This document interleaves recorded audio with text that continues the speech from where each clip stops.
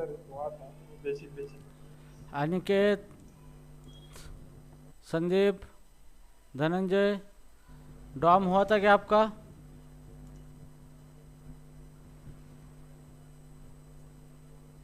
Yes, कोई बता सकता है कुछ? डॉम हुआ था क्या? डॉम क्या होते? What is the DOM? Sir DOM म्हणजे डॉक्युमेंट ऑब्जेक्ट मॉडेल एवढं एकच माहिती आहे सर. क्लास हुआ था क्या उसका? नाही सर, क्लास वगैरे नाही आमचा. नहीं हुआ था उसका? नाही. ओके ते क्वेरी ठीक। सिलेक्टर वगैरे माहिती आहे पण जास्त यूज नाही केलेले. ओके ठीक है, कोई बात नहीं, हम इसको डिटेल में पढ़ेंगे और ये बहुत इंपॉर्टेंट है आपके लिए, और इसके सिवा आप इंटरेक्टिव वेब पेज बना ही नहीं सकते। ओके, तो सबसे पहले हम देखेंगे डॉम क्या है, और फिर हम उसको किस तरीके से मैनिपुलेट करेंगे, और डायनामिकली हम जावास्क्रिप्ट के अंदर उसका यूज़ करके किस तरीके से जावास्क्रिप्ट को डायनामिक और इंटरेक्टिव वेब पेज बनाएंगे जावास्क्रिप्ट का इस्तेमाल करके। ये सारी चीज़ें हम देखेंगे यहाँ पे। ओके, तो सबसे पहले हम देखेंगे what is the DOM. So here the DOM इसी को कहा जाता है document object model. Document object model, okay. So इसी को डॉक्यूमेंट ऑब्जेक्ट मॉडल कहा जाता है। Is a programming interface, is a programming interface for web document.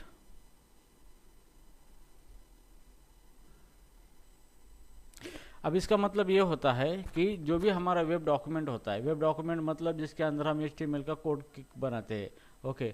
तो हम उस HTML का कोड जो है, उस व्यक्ति HTML को कोड को किसी प्रोग्रामिंग के जरिए हम एक्सेस करना चाहते हैं, तो उसके लिए एक इंटरफेस बनाया गया है, और उसी को कहा जाता है डॉम कहा जाता है।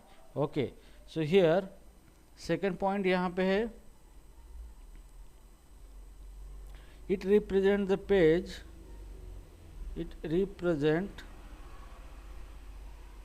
the page structure as a tree of a object। तो देखो, सबसे पहली बात यह कि ये एक इंटरफेस है, दो चीज़ को आपस में जोड़ने के लिए एक थर्ड इंटरफेस है, उसी को हम डॉम बोलते हैं। ओके, अब डॉम का पर्पज़ यही होता है कि ये एक HTML लैंग्वेज है हमारी, उसको हमें जावास्क्रिप्ट या किसी अदर प्रोग्रामिंग लैंग्वेज से क्या करना है, कनेक्ट करना है, और प्रोग्रामिंग लैंग्वेज से हमें HTML डॉक्यूमेंट को मैनिपुलेट करना है। तो इसलिए बीच में जो एक लेयर बना के रखा है उसी को डॉम कहा जाता है, ठीक है। अब डॉम क्या रिप्रेजेंट करता है कि जो भी हमारा पेज का स्ट्रक्चर है, वो पेज के अंदर हमारे बहुत सारे टैग होते हैं, तो उसी पेज स्ट्रक्चर की एक खुद की एक ट्री क्रिएट करता है। क्या करता है? ट्री क्रिएट करता है। Okay, so right now here, okay, तो वो सेम पेज जैसा एक ट्री क्रिएट करता है, उसी को हम डॉम ट्री बोलते हैं, ठीक है। Here it it allow it allows programs, typically JavaScript,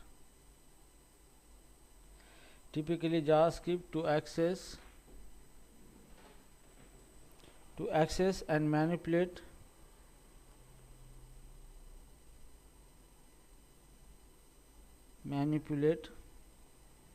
the document content।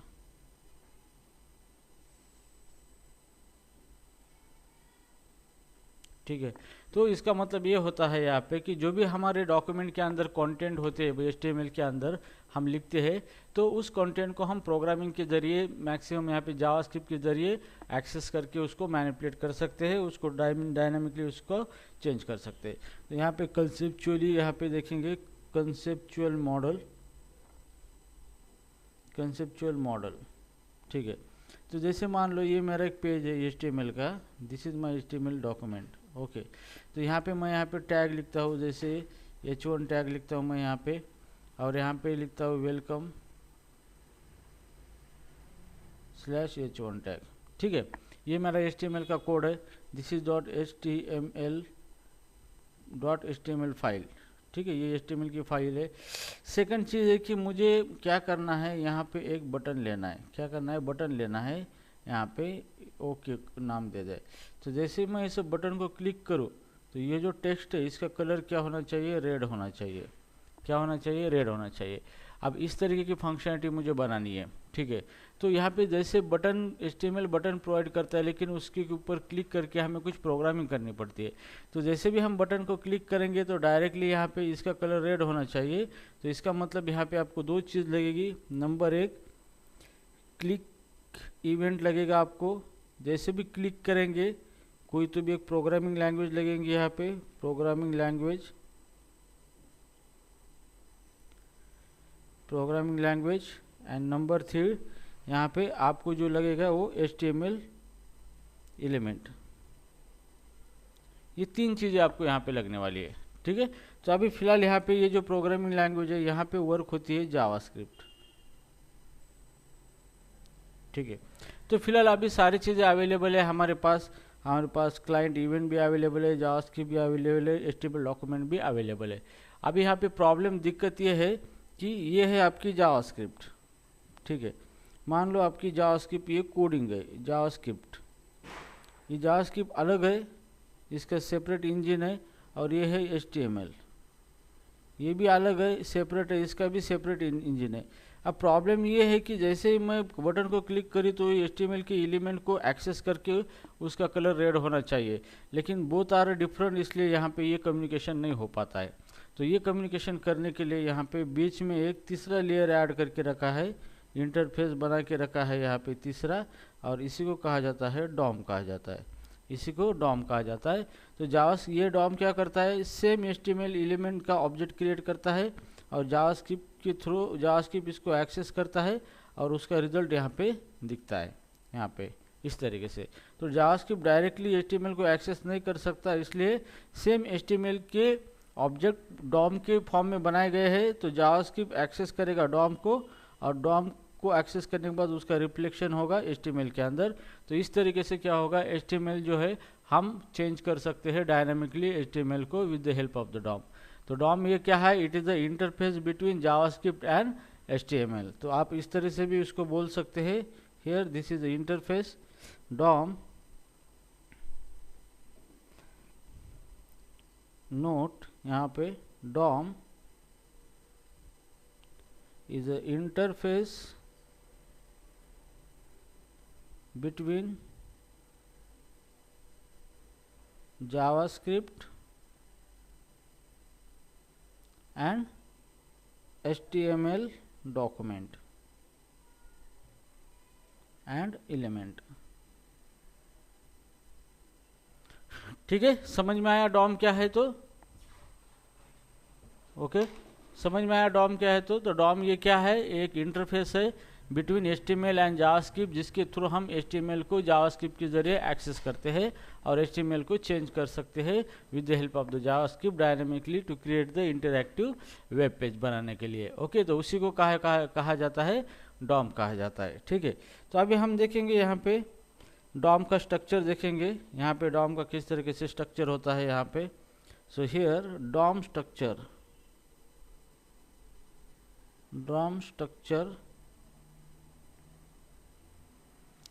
Tree, DOM structure tree किस तरीके से होती है। ओके, तो जैसे यहाँ पे हमारा ये जो डॉक्यूमेंट होता है, यहाँ पे जैसे हमारे पास HTML का डॉक्यूमेंट है, जैसे हमारे पास है कोड है HTML, ये कोड है हमारे पास, उसके अंदर हेड टैग है, उसके बाद स्लैश हेड टैग है, और इसके अंदर हमारे पास बॉडी है, और इसके अंदर हमारे पास स्लैश बॉडी है, और यहाँ पे स्लैश HTML है। ठीक है, तो ये क्या है, एक ट्री बन चुके हैं यहाँ पे इस तरीके से हमारा डॉक्यूमेंट का स्ट्रक्चर है। तो डॉम भी सेम क्या करता है, इस HTML के करस्पॉन्डिंग यहाँ पे एक ऑब्जेक्ट बनाता है जावास्क्रिप्ट का, फिर इसके अंदर कितने ऑब्जेक्ट है, 1 और 2 है यहाँ पे। तो इसके अंदर यहाँ पे ट्री बनाता है इस तरीके से, इसके अंदर 2 है, 2 एलिमेंट है, लाइक दिस 2 एलिमेंट। ठीक है, तो यहाँ पे ये हो गया HTML, ये हो गया आपका हेड, और ये हो गया आपका बॉडी। ठीक है, अगर बॉडी के अंदर आप और कुछ लिखते हैं, जैसे H1 टैग लिखते हैं हेलो स्लैश H1, और यहाँ पे स्लैश बॉडी, और यहाँ पे /HTML, ठीक है। तो यहाँ पे बॉडी के अंदर h1 आया है, तो ये हेड है, हेड को छोड़ दे, बॉडी के अंदर यहाँ पे h1 आया है, तो यहाँ पे आएगा h1 tag. So this is called as a h1 tag. Okay, तो इस तरीके से क्या होता है, डॉम ट्री बनती है, और फिर ये डॉम ट्री को क्या करता है, जावास्क्रिप्ट इसको एक्सेस करता है। जावास्क्रिप्ट अगर इसको HTML को एक्सेप्ट करता है, यहाँ पे चेंज करेगा तो ये ऑटोमेटिकली इसके अंदर रिफ्लेक्शन हो जाएगा, ठीक है। अगर ये h1 टैग को जावास्क्रिप्ट एक्सेस करता है और इसके अंदर कुछ चेंज करता है, तो ऑटोमेटिकली h1 टैग के अंदर चेंज हो जाएंगे यहाँ पे।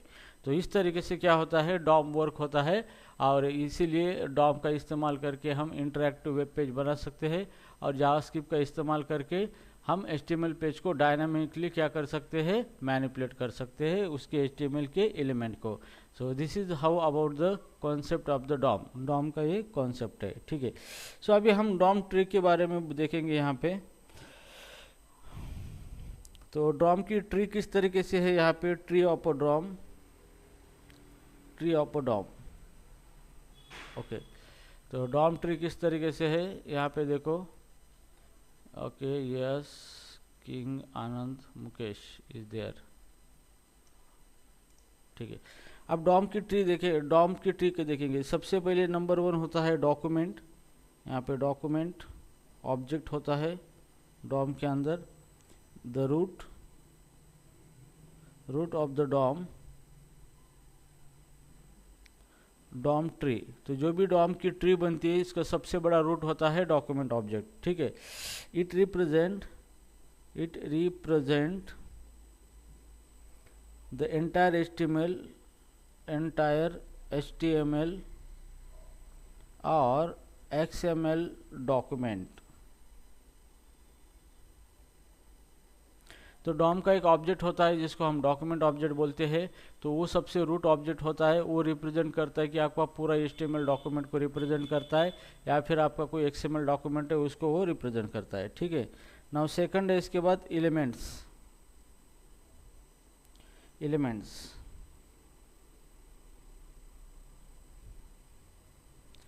It is nodes representing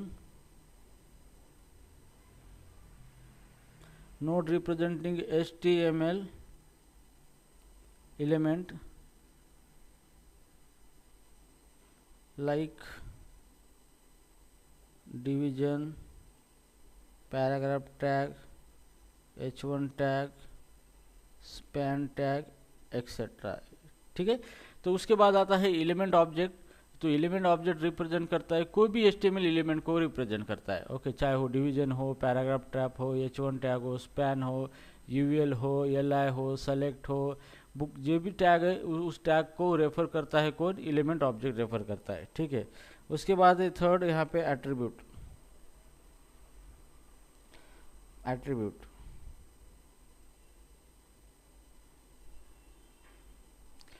nodes representing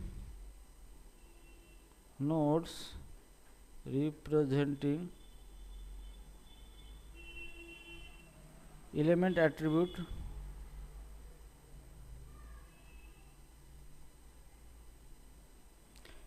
attributes such as ID, class, value, title, etcetera, ठीक है। अब उसके बाद एक होता है डॉम के अंदर एट्रीब्यूट भी होता है, उसी को नोड कहा जाता है। वो क्या करता है, रिप्रेजेंट करता है कि एट्रीब्यूट रिप्रेजेंट करता है HTML एलिमेंट के, जैसे कि आईडी हो सकता है, क्लास हो सकता है, कोई वैल्यू हो सकती है, टाइटल होता है। ये एट्रीब्यूट होते हैं आपके किसके, HTML के एलिमेंट के, ओके ना। उसके बाद आता है text node.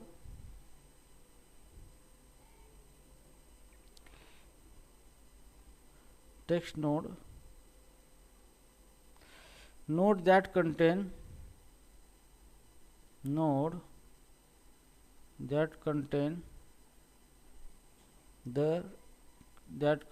the text element, text inside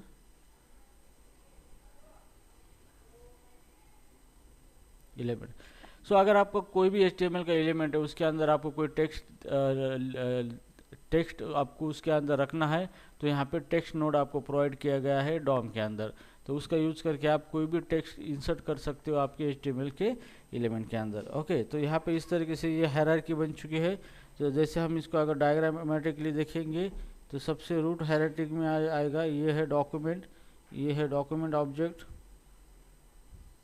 उसके अंदर आ जाएंगे एलिमेंट्स, अलग अलग एलिमेंट्स आ जाएंगे यहाँ पे, HTML एलिमेंट। हर एक एलिमेंट के अंदर एट्रीब्यूट होंगे, जैसे 2 और 3 एट्रीब्यूट है।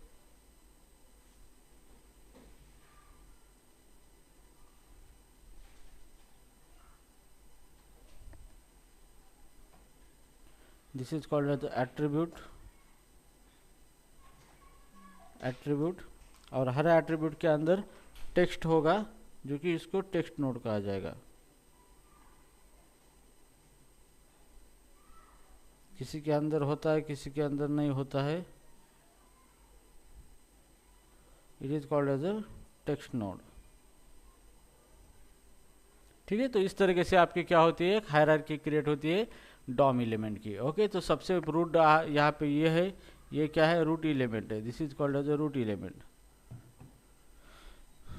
ये है रूट एलिमेंट यहाँ पे। तो ये रूट एलिमेंट हमारा डॉक्यूमेंट होता है, उसके अंदर चाइल्ड HTML एलिमेंट होते हैं। हर एक HTML एलिमेंट के कुछ एट्रीब्यूट्स होते हैं और हर एट्रीब्यूट का कोई टेक्स्ट नोड होता है।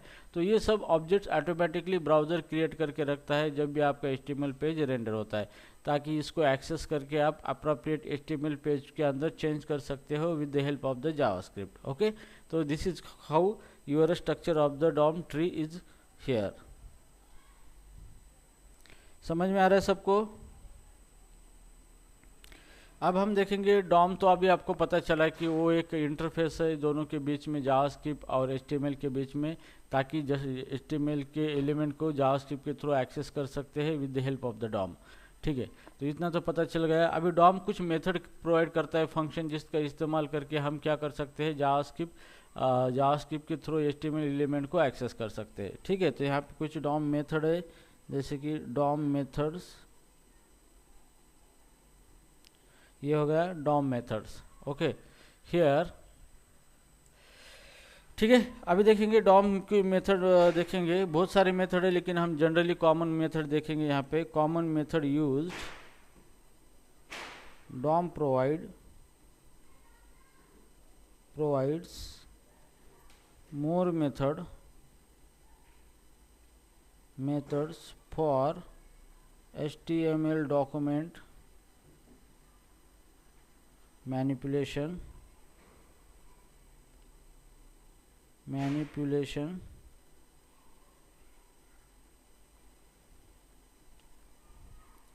through JavaScript।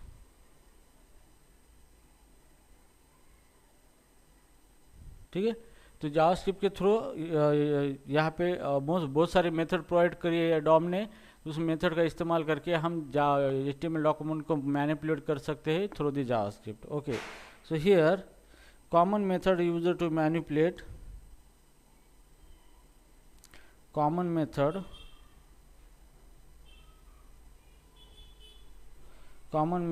used to manipulate or retrieve elements include retrieve elements include। ठीक है, तो यहाँ पे कुछ कॉमन मेथड है, उस मेथड का इस्तेमाल करके हम डॉम को मैनिपुलेट कर सकते हैं, या फिर हम वो डॉम एलिमेंट को रिट्राइव कर सकते हैं जो कि HTML के एलिमेंट के जैसा बना हुआ है, और उसके अंदर चेंज करेंगे तो ऑटोमेटिकली हमारा HTML पेज क्या होगा, चेंज होगा। ठीक है, सो राइट नाउ हियर कुछ मेथड है यहाँ पे। सबसे नंबर 1 है list of method is here, list of methods. So number 1, get element by id, element by id। ये एक मेथड है, तो इसका पर्पज़ ये है retrieve a single element by its id, retrieve a single element by using its id। ठीक है, अगर आपको कोई HTML का एलिमेंट एक्सेस करना है, ओके, HTML का एलिमेंट एक्सेस करना है कर, ठीक है। तो हियर जो भी HTML का एलिमेंट हमारे पास है, अगर आपको उसको उस HTML एलिमेंट का डॉम ऑब्जेक्ट चाहिए उसके अंदर कुछ चेंज करने के लिए, तो आप gate element by ID method का इस्तेमाल कर सकते हो, और ये आईडी के बेस पे उस यूनिक HTML एलिमेंट को आप एक्सेस कर सकते हो। ठीक है, नाउ सेकंड मेथड है यहाँ पे gate element by class name, gate element by class name। Okay, so here retrieve element by their class name, retrieve element by their class name,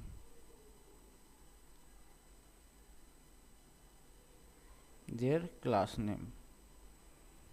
तो आपके पास कोई भी एक HTML एलिमेंट है, आपको उसको रिट्राइव करके उसके अंदर चेंज करना है, तो आप gate element by ID, gate element by class name, मतलब उसका जो क्लास का नाम है वो क्लास नाम से ही आप क्या कर सकते हो, उस एलिमेंट को निकाल सकते हो जावास्क्रिप्ट के अंदर, और उसके बाद उसके ऊपर कुछ भी डायनामिक ऑपरेशन परफॉर्म कर सकते हो ताकि आपका वेब पेज इंटरेक्टिव बने और कुछ डायनामिकली चेंजेस दिख सके आपके वेब पेज के अंदर। ठीक है, सो राइट नाउ उसके बाद देखेंगे हम gate element by tag name.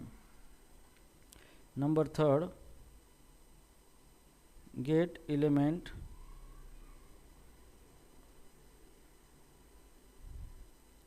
Tag name. ये एक मेथड है यहाँ पे gate element by tag name. ये मेथड का काम है यहाँ पे retrieve element by tag name, retrieve element by tag name. तो आपको कोई भी HTML एलिमेंट एक्सेस करना है तो आप उस HTML एलिमेंट के नाम से भी उसको एक्सेस कर सकते हैं with the help of gate element by tag name method का इस्तेमाल करके, और उसको एक्सेस करके उसके ऊपर आप डायनामिक ऑपरेशन जावास्क्रिप्ट के थ्रू परफॉर्म कर सकते हैं। ठीक है ना, उसके बाद है मेथड, ये ज़्यादा जनरली यूज होता है, फोर्थ नंबर है क्वेरी सेलेक्टर। क्वेरी सेलेक्टर ये मेथड है retrieve the first matching element, retrieve the first matching element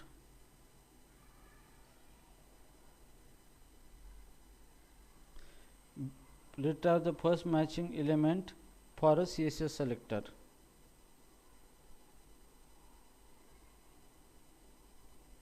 बदल, ठीक है। तो यहाँ पे क्यूरी सेलेक्टर मेथड का पर्पज़ ये होता है कि आप किसी भी HTML एलिमेंट को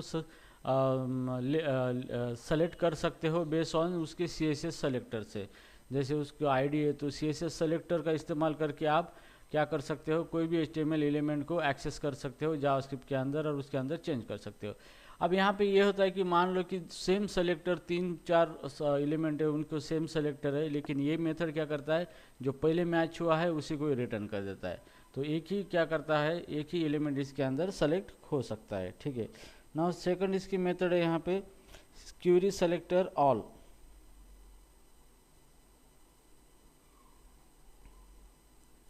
क्वेरी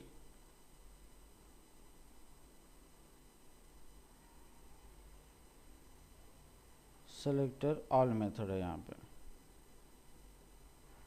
ठीक है, सो यहाँ पे रिट्राइव ऑल एलिमेंट,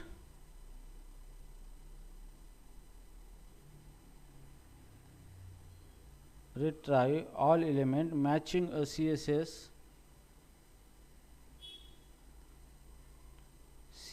selector। तो क्यूरी सेलेक्टर ऑल मेथड ये भी क्या करता है, सारे एलिमेंट को सेलेक्ट करता है जिसके CSS सेलेक्टर से मैच होता है। तो ये सारे एलिमेंट को सेलेक्ट करता है और जो जावास्क्रिप्ट को रिटर्न कर देता है। तो फिर आप उस सारे एलिमेंट को सेलेक्ट करके आप उनके साथ जो कुछ करना है वो ऑपरेशन कर सकते हो। ठीक है, तो हियर ये हो गए आपके लिस्ट मेथड हो गए। यहाँ पे ये फाइंडिंग एलिमेंट कहा जाता है, इसी को लिस्ट ऑफ मेथड। तो यहाँ पे ये फाइंडिंग एलिमेंट मेथड होता है, ये finding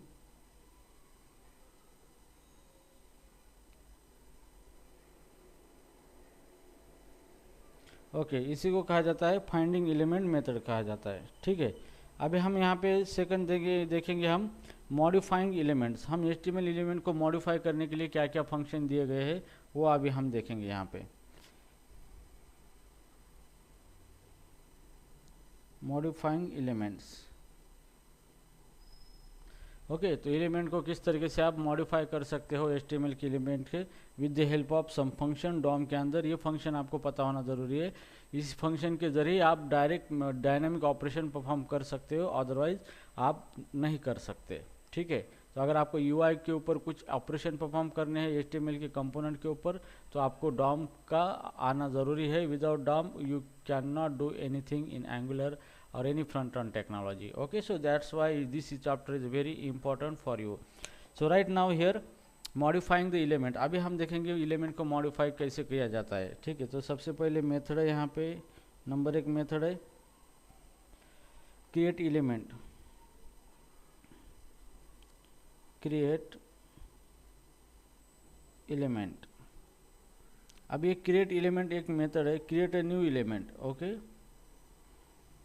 create a new element.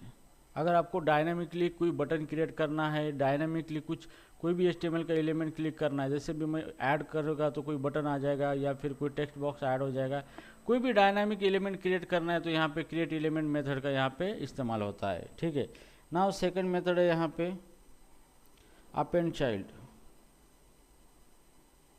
Append child, add a new child node। add a new child node। अब अपेंड चाइल्ड मेथड का मतलब यह होता है कि आपके पास कोई ऑलरेडी HTML एलिमेंट है, आपको उसके अंदर एक नया चाइल्ड ऐड करना है, तो आप अपेंड चाइल्ड मेथड का इस्तेमाल करके क्या कर सकते हो, उसके अंदर नया HTML एलिमेंट, नया नोड ऐड कर सकते हो। ठीक है, तो इसके लिए अपेंड चाइल्ड मेथड का इस्तेमाल होता है ना। उसके बाद है यहाँ पे थर्ड मेथड है यहाँ पे remove child.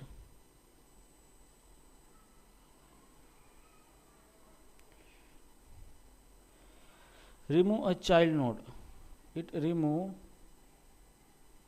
a child node। तो आपके HTML एलिमेंट के अंदर बहुत सारे चाइल्ड है, मतलब एक डिवीजन है, उसके अंदर 5 आपने H1 टैग ले लिए, तो एक डिवीजन हो गया, वो पेरेंट हो गया, और उसके अंदर 5 H1 टैग ये चाइल्ड हो गए। तो अगर आपको चाइल्ड एलिमेंट रिमूव करना है तो आप यहाँ पे रिमूव चाइल्ड मेथड का इस्तेमाल करके उसको रिमूव कर सकते हैं। ठीक है, सो नाउ यहाँ पे फोर्थ वन है यहाँ पे सेट एट्रीब्यूट।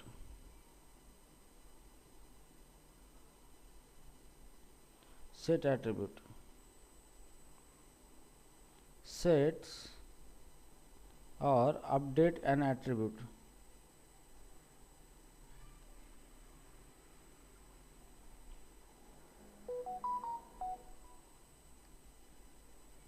ओके, तो यहाँ पे क्या होगा, सेट एट्रीब्यूट मेथड का इस्तेमाल करके हम एक नया एट्रीब्यूट HTML एलिमेंट को ऐड कर सकते हैं, या फिर नया पहला जो कि एट्रीब्यूट है ऑलरेडी उसको भी हम अपडेट कर सकते हैं। ठीक है, तो हर एक HTML एलिमेंट के कुछ एट्रीब्यूट्स होते हैं, मतलब उसका कुछ डेटा सेट कर सकते हैं हम उसको, ताकि वो उसके अकॉर्डिंग उसका बिहेवियर चेंज कर सके। ओके, तो इस तरीके से सेट एट्रीब्यूट मेथड जो है, इस मेथड का इस्तेमाल करके हम एट्रीब्यूट सेट भी कर सकते हैं और या फिर अपडेट भी कर सकते हैं एग्जिस्टिंग HTML एलिमेंट का। ठीक है, सो राइट नाउ उसके बाद है inner HTML।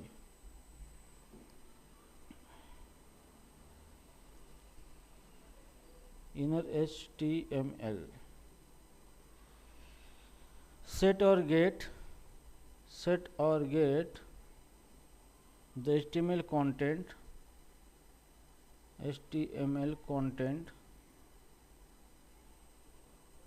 of an element।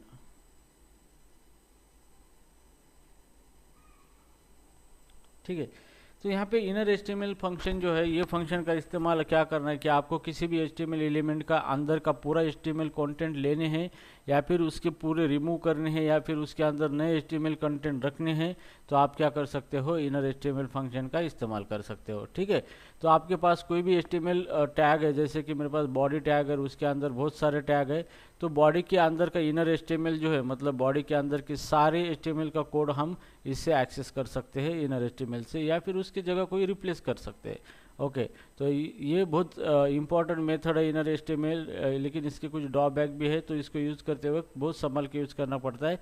लेकिन एंगुलर के अंदर ये बहुत आसान तरीके से दिया गया है, तो आपको कोई भी डरने की कोई चिंता नहीं है यहाँ पे। ठीक है ना, उसके बाद है text content method 6, text content.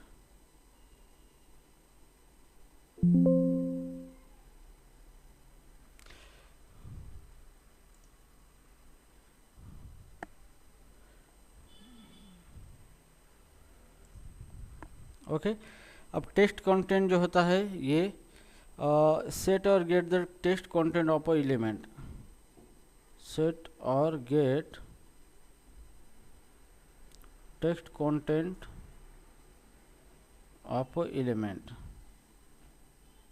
Okay, so जो भी एलिमेंट है उसके अंदर के कुछ टेक्स्ट कंटेंट है आपको लेने हैं या फिर उसके अंदर सेट करने हैं, तो आप यहाँ पे टेक्स्ट कंटेंट का इस्तेमाल कर सकते हैं। तो बाद में मैं प्रैक्टिकली सारी चीज़ें बताऊंगा, लेकिन ये मेथड आपको ध्यान में रखना है क्या करती है क्या नहीं, और प्रैक्टिकली हम सारी चीज़ें मैं आपको करके दिखाऊंगा इसके किस तरीके से इस्तेमाल होता है। ठीक है, अब ये हो गया आपके मॉडिफाई एलिमेंट।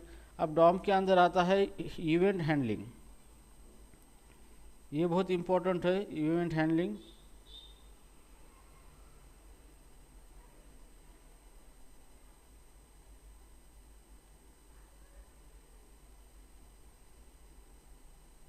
इवेंट हैंडलिंग, ठीक है, अभी विदाउट इवेंट हैंडलिंग का कुछ हो ही नहीं सकता, क्योंकि कोई भी चीज़ होती है किसी इवेंट ऑकर होने के बाद ही होती है, विदाउट एनी इवेंट मतलब कोई होता है नहीं। तो there is something action is happen based on some event. Okay, कुछ तो भी हुआ है तभी कुछ तो भी उसका रिफ्लेक्शन हुआ है। ओके, जैसे बटन के ऊपर हमने क्लिक किया है तो कुछ ना कुछ कोड एग्जीक्यूट हो रहा है, तो कुछ ना कुछ क्लिक इवेंट ऑकर हो चुका है। तो इवेंट यहाँ पे बहुत इंपॉर्टेंट होता है, क्योंकि जब भी हम कोई भी एप्लीकेशन रन करते हैं तो वो सारे इवेंट के ऊपर ही काम करता है, क्योंकि हम क्लिक करते हैं नेक्स्ट पेज पे जाते हैं, मतलब event is nothing but some kind of action we are taking to perform some operation, उसी को इवेंट कहा जाता है। तो इवेंट के लिए भी हम अलग अलग इवेंट बना सकते हैं और उसको HTML एलिमेंट को वो इवेंट ऐड करके उससे इवेंट को फायर करके कोड एग्जीक्यूट कर सकते हैं। ठीक है, तो यहाँ पे नंबर 1 है, यहाँ पे इस तरीके से ऐड इवेंट लिस्नर मेथड है, यहाँ पे ऐड इवेंट लिस्नर, ये ऐड इवेंट लिस्नर मेथड है, इसका इस्तेमाल करके आप क्या कर सकते हो, एक नया इवेंट ऐड कर सकते हैं। Okay, so attach event handler to a element, attach event handler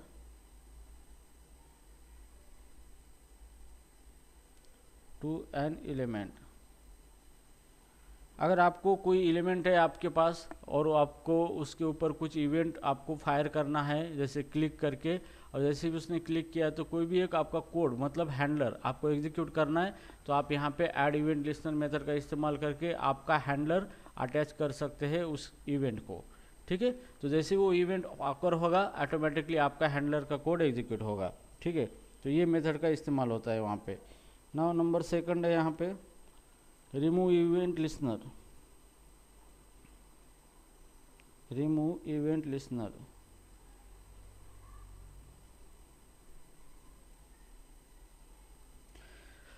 अब ये मेथड है रिमूव इवेंट लिस्नर। अब ये मेथड का क्या है कि ऑलरेडी आपने इवेंट अटैच करके रखा है इवेंट हैंडलर, आप उसको निकाल भी सकते हैं, तो इसलिए ये रिमूव कर सकता है।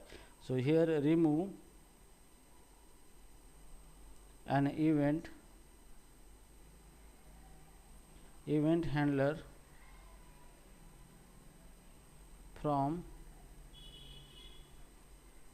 from an element। तो ये मेथड क्या करते हैं, जो इवेंट आपने ऐड करके रखा था, जो इवेंट लिस्नर ऐड करके रखा था आपने यहाँ पे, तो ये क्या करेगा, उस इवेंट को ओके, तो ये जो इवेंट है यहाँ पे, तो वो इवेंट को कैंसिल किया जाएगा, ठीक है। सो ना उसके बाद है number 3, common event type. Common event अलग अलग के टाइप के होते हैं, जैसे कॉमन इवेंट टाइप है, जैसे नंबर 1 है यहाँ पे क्लिक इवेंट है आपका, नंबर 2 है यहाँ पे बी चेंज इवेंट है आपका, सी माउस ओवर इवेंट है आपका, माउस ओवर ABCD। उसके बाद की डाउन इवेंट है ई, फोकस इवेंट है etcetera.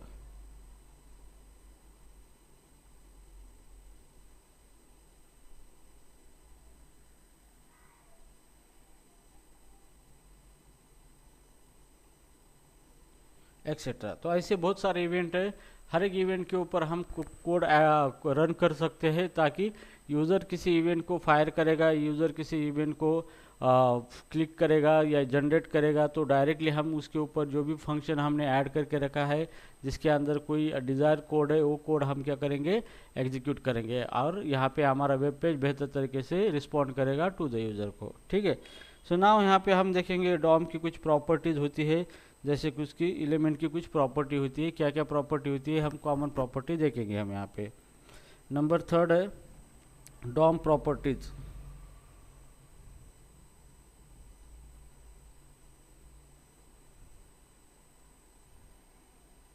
DOM properties. DOM element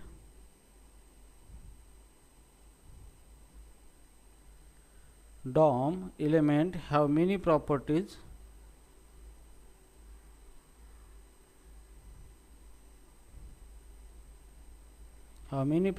that allow you to manipulate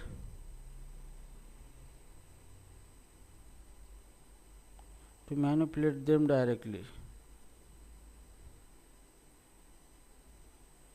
ठीक है।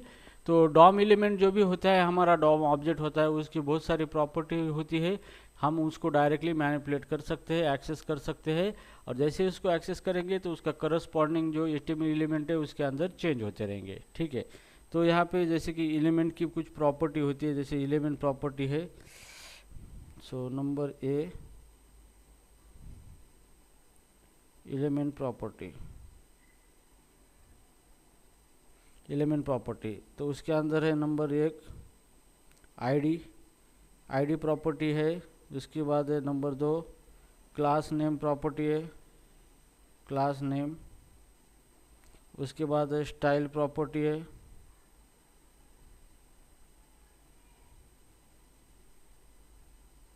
तीन 4 टैग नेम प्रॉपर्टी है,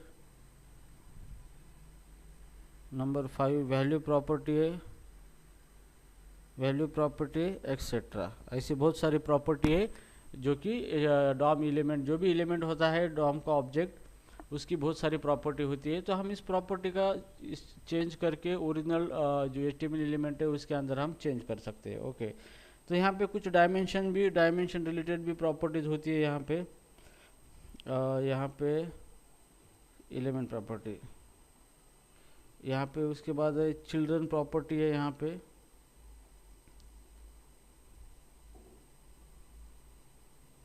children access all child element,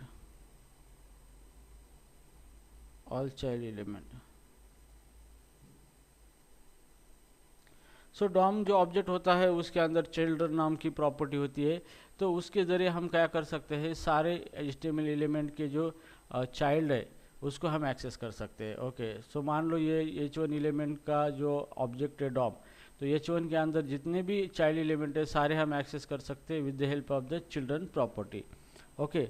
उसके बाद है यहाँ पे parent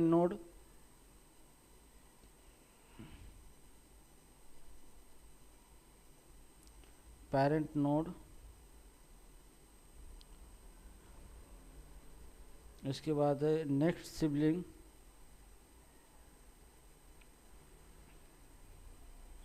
next sibling, previous sibling,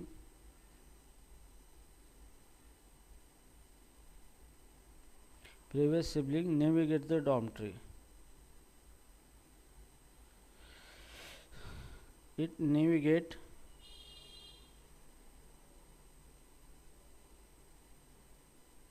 डॉर्मट्री। ठीक है, तो जो भी आपका डॉम है उसका भी एक पेरेंट नोड होता है, उसका भी एक उसके नेक्स्ट सिबलिंग होता है और उसका प्रीवियस सिबलिंग भी होता है। ठीक है, जैसे ये हमारा नोड है, यहाँ पे ये डॉम नोड है फर्स्ट, इसकी ये फर्स्ट है, इसके दो चिल्ड्रन है, कितने चाइल्ड है इसके, दो चिल्ड्रन है। ओके, तो ये यहाँ पे ये पेरेंट नोड हो गया, this is called as a parent, और ये चाइल्ड हो गया और ये भी चाइल्ड हो गया। ठीक है, तो इसका इसके साथ चाइल्ड हो गया। ठीक है, लेकिन ये दोनों के बीच में तो क्या है, सिबलिंग है, नहीं है, ये तो सिबलिंग है, यहाँ पे सिबलिंग नोड हो गए। ठीक है, तो ये फर्स्ट सिबलिंग है, ये लास्ट सिबलिंग है, तो यहाँ पे जो लास्ट सिबलिंग है ये प्रीवियस सिबलिंग हो गया इसका। तो इस तरीके से आप जो भी डॉम ट्री है और डॉम की एलिमेंट है, आप सारे एलिमेंट की प्रॉपर्टी के थ्रू आप इसको नेविगेट कर सकते हो, किधर से भी किधर चले जा सकते हो। ओके, और उसका करस्पॉन्डिंग एचटीएमएल एलिमेंट जो है वो उसके हिसाब से मैनिपुलेट कर सकते हो आप। ओके, ना उसकी प्रॉपर्टी डायमेंशन प्रॉपर्टी, यहाँ पे डायमेंशंस। ओके, सो डायमेंशन में नंबर 1 है यहाँ पे client width, client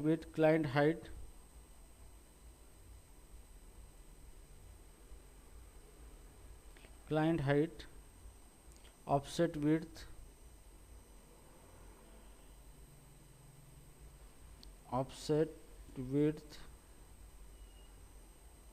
scroll height,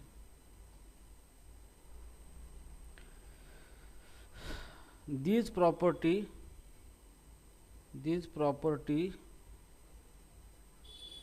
provides size and position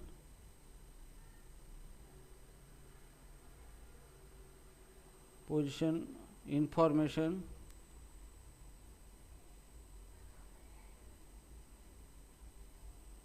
about the element।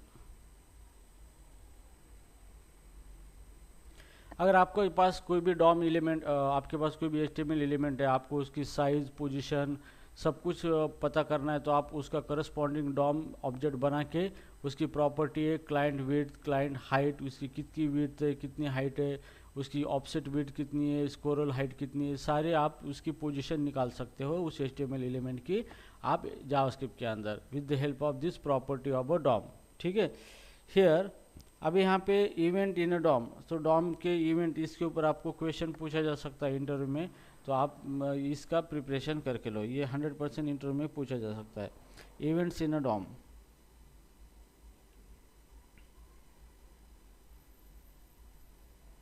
Events in a DOM, so here सबसे पहले देखेंगे what is the event, what is an event.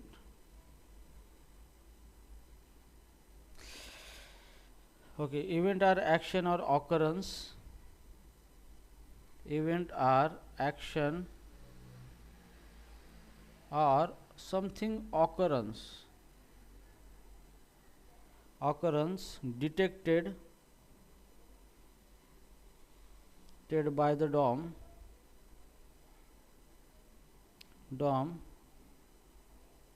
such as user interaction,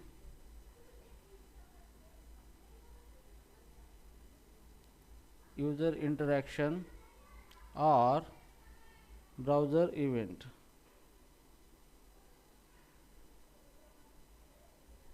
ठीक है, सो event का मतलब क्या होता है कि समथिंग एक्शन, कुछ ना कुछ हुआ है। ओके, और या फिर कुछ ना कुछ हुआ है जो कि डिटेक्ट किया गया है, जैसे कि मान लो कि आप बैठे हो और एकदम से बॉम्ब फट गया, तो बॉम्ब कुछ ना कुछ एक्शन हुआ, बॉम्ब फट गया, तो फटने के बाद क्या हुआ, वो इवेंट ऑकर हुआ। ओके, जैसे ही बॉम्ब फट गया तो आपकी क्या एक्शन है, आप वहाँ से भाग रहे हो, तो वो आपका इवेंट हैंडलर हो गया कि जैसे भी इवेंट कुछ होगा उसके अगेंस्ट आप क्या एक्शन लेने वाले हो वो आप यहाँ पे डिसाइड कर सकते हो। जैसे बटन को क्लिक करना है तो क्लिक करने के बाद मुझे क्या करना है, क्लिक इवेंट हो गया, और मुझे उसके बाद क्या कोड रन करना है वो इवेंट हैंडलर हो गया। जैसे बॉम्ब फट गया ये इवेंट हो गया, और इवेंट फटने के बाद आप वहाँ पे बैठे रहोगे या भाग जाओगे, ये आपका कोड है, आपको क्या कोड करना है, इसी को इवेंट हैंडलर बोला जाता है। ठीक है, तो नाउ हियर इवेंट फ्लो, यहाँ पे क्वेश्चन पूछे जाते हैं इवेंट फ्लो के ऊपर, तो हम देखेंगे इवेंट फ्लो।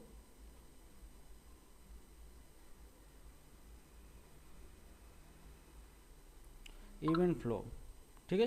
तो इवेंट फ्लो का मतलब क्या होता है कि एक एलिमेंट हम एक के अंदर एक HTML के एलिमेंट्स हम लेते हैं। ठीक है, तो फ्लो का मतलब क्या है कि अगर एक इवेंट एक एलिमेंट से स्टार्ट हुआ तो उसके अंदर तक कहाँ तक जाता है, ऊपर से नीचे जाता है या फिर नीचे से ऊपर आता है, ये दो ही वहाँ पे पॉसिबिलिटी है। ठीक है, जैसे कि नंबर 1 है यहाँ पे event capturing.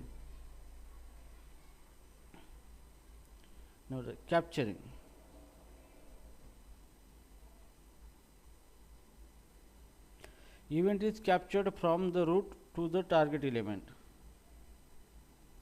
Event is captured from root to target element. ठीक है, अब इसका मतलब ये है कि मान लो मेरे पास एक डिवीजन लिया है, ओके, फिर यहाँ पे और एक डिवीजन लिया है उसके अंदर, और उसके अंदर और एक डिवीजन लिया है। ओके, तो ये डिवीजन 1 है, ये डिवीजन 2 है, एंड अंदर डिवीजन 3 है। तो एक के अंदर एक 3 है। तो जैसे मैंने क्लिक इवेंट डिवीजन 1 को लगाया, तो मैंने इसको क्लिक कर दिया, तो पहले डिवीजन 1 क्लिक होगा, फिर डिवीजन 2 क्लिक होगा, और फिर डिवीजन 3 क्लिक होगा। तो इसी को कहा जाता है इवेंट कैप्चरिंग कहा जाता है। ओके, इवेंट कैप्चरिंग में क्या होता है कि मैंने ये टारगेट एलिमेंट कौन सा है मेरा, यहाँ पे मेरा टारगेट एलिमेंट है डिवीजन 3, मुझे इसको क्लिक करना है। मैं जैसे भी क्लिक करूँगा तो सबसे पहले ये डिवीजन किसके अंदर है, यहाँ पे ये डिवीजन है डिवीजन 2 के अंदर, और डिवीजन 2 डिवीजन 3 के अंदर है।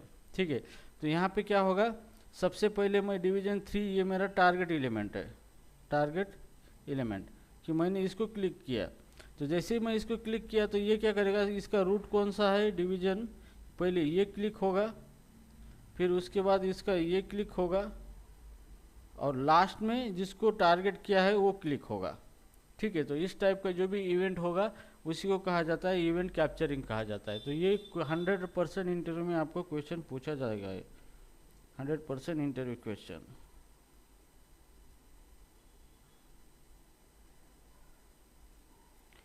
ठीक है, ओके, तो इसी को कहा जाता है यहाँ पे कैप्चरिंग। नाउ सेकंड है यहाँ पे bubbling.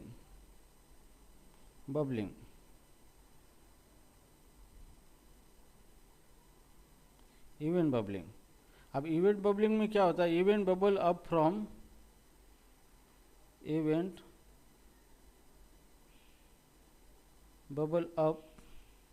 From the target element to the root, from the target element to the root.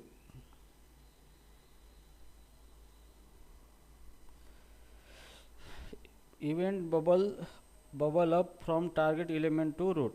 ठीक है, तो जैसे मान लो कि मेरे पास एक डिवीजन है, यहाँ पे HTML का एलिमेंट है, इसके अंदर मैंने यहाँ पे और एक एलिमेंट लिया है यहाँ पे, और यहाँ पे और एक एलिमेंट लिया है यहाँ पे। ठीक है, अब ये मेरा टारगेट एलिमेंट है, ये टारगेट डिवीजन है मेरा div 3 है, ये div 2 है, और यहाँ पे div 1 है। तो जैसे भी मैं टारगेट एलिमेंट डिवीजन 1 को क्लिक करता हूँ इसको, तो पहले क्या होगा, div 1 क्लिक होगा, फिर div 2 क्लिक होगा, और फिर div 3 क्लिक होगा। ठीक है, लेकिन इसके अंदर क्या होगा, अगर मैं टारगेट एलिमेंट को क्लिक करता हूँ तो पहले लास्ट वाला जो div है रूट, पहले ये क्लिक होगा, फिर ये क्लिक होगा, और लास्ट में टारगेट एलिमेंट क्लिक होगा। तो ये दोनों में से डिफरेंट है बबलिंग एंड कैप्चरिंग। तो बबलिंग के अंदर क्या होता है, टारगेट एलिमेंट पहले क्लिक होता है, और फिर उसके बाद उसके एंसेस्टर है, जैसे कि आगे वाले, ओके, वो क्या होगी, उसके पेरेंट वाले क्लिक होते जाएंगे। और इवेंट कैप्चरिंग के अंदर क्या होता है, पहले उसके पेरेंट वाले पहले क्लिक हो गए और फिर वो बाद में क्लिक होगा। तो ये डिफरेंस है इन दोनों में। ओके, सो नाउ अभी हम देखेंगे event propagation.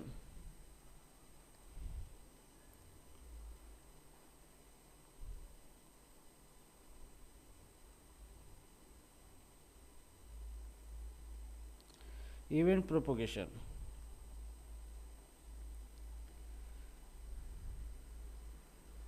You can control event propagation. आप इवेंट को कंट्रोल कर सकते हैं। जैसे भी इवेंट फायर हुआ है तो उसका इफेक्ट आप नहीं होना देना चाहते हो इवेंट को, उसको फायर होने के बाद वो इवेंट ऑकर नहीं होना चाहिए कुछ, तो इस तरीके की चीज़ करनी है तो उसको हम इवेंट प्रोपोगेशन बोलते हैं। तो आप ये कर सकते हैं by using propagation using two method. Number 1 event object है, event dot stop propagation method है, यहाँ पे स्टॉप प्रोपोगेशन। और सेकंड मेथड है यहाँ पे event dot prevent default.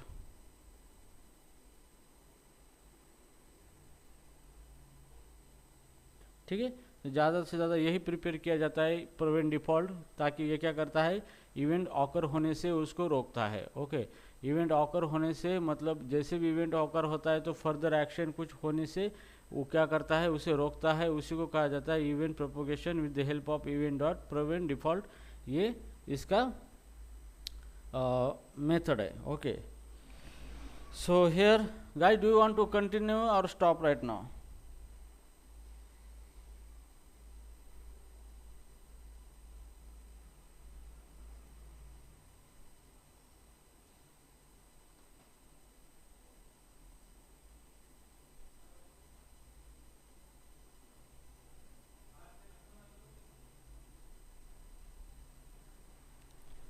Hello hello guys, stop sir करना आ है रहा है या सर आवाज। स्टॉप करना है या कंटिन्यू करना है? सर बाकी लोगों से पूछ लो सर एक बार। तुम्हें क्या लगता है? आई एम फाइन सर, मतलब रुक भी हाँ, सकते हैं। इट्स इनफ फॉर टुडे और you have to stop right now? Sir आज के लिए बस रुकते सर, फिर कल इसके आगे कर लेंगे फिर अदरवाइज। आरती, येस सर. स्टॉप करायचं का कंटिन्यू करायचं? Stop sir. Stop, okay. Aniket, yes sir, stop करून टाका. ओके ठीक है। सो ये जो सिखाया मैंने डॉम समझ में आया सबको अच्छी तरीके से? कंसेप्ट क्लियर हो गए आप डॉम यस के? Sir, yes, yes sir. Yes sir, yes sir. Okay ठीक है। इसका रिकॉर्डिंग भी मैंने कर दिया है और नोट्स भी भेजता हूँ, तो ये रीड करो। प्रैक्टिकल मैं लूँगा, कल से प्रैक्टिकल स्टार्ट करेंगे। ये सारी चीज़ें मैं आपको करके दिखाऊंगा कल से, ठीक है? तो उसके बाद सर आपको यात समझ तेवढे में आएगा। इव्हेंट होते ना सर, इव्हेंट हाँ होते, इव्हेंट. हाँ तर ते सगळे इव्हेंट एकदा घ्या ना, त्या दिवशी जसं तुम्ही प्रोजेक्टमध्ये यूज केलं होतं त्या गोष्टी. हाँ, इवेंट लेंगे ना, सब इवेंट लेंगे उस दिन, ठीक है? Yes sir. प्रैक्टिकल में लेंगे। ये बहुत बड़ा चैप्टर है, ये इतना जल्दी खत्म नहीं होगा, लेकिन जितना नेसेसरी है उतना मैं आपको सिखा रहा हूँ। तो ये इम्पॉर्टंट थियरी में कौन करून टाका ना सर, इम्पॉर्टंट वगैरे जे जे आहे ना, जे समजा विचारू शकता किंवा येऊ शकतं. यस, ये मैंने बहुत आपको अच्छी तरीके से पढ़ाया, ये डॉम को बहुत बेहतर तरीके से पढ़ाया मैंने डॉम आपको, ठीक है? एक इजी वे से बताया और यहाँ पे क्वेश्चन पूछे जाएंगे तो आप इजीली इसके आंसर दे सकते हो, आई होप। ठीक है, समझ में आया सबको? Yes sir. Yes sir. Okay ठीक है, we will see tomorrow and I will update the new time table for our class. Okay, तो अभी तुम्हारा चार्ज मैं ही उठा लेता हूँ, तुम्हारे बैच का पूरा, ठीक है? और मैं ही पढ़ाने वाला हूँ आप तुमको। Okay sir. ओके ठीक है, बाय। और one more thing, there Bye, is sir. No holiday for the Diwali. Okay, Diwali के लिए छुट्टी नहीं है, 2 घंटा क्लास करना ही पड़ेगा आपको, ठीक है? सर मग सकाळी वगैरे घ्या ना. हाँ हाँ, 2 घंटा चलेगा क्लास। चालेल. ठीक आहे.